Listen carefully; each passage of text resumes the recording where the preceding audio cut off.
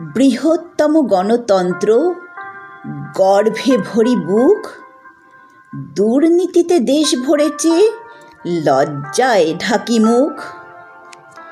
প্রজাতন্ত্রে প্রজা কাঁদে, মরে অনাহারে, মুখোশ পরা সভ্য মানুষ থাকে সমাদরে।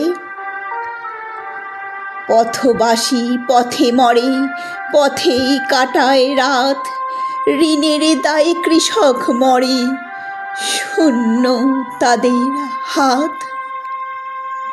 নিরক্ষরতার অন্ধকারে কত কোটির ভিড়, নোবেল এনে গর্ব করি, উচ্চ করি শির।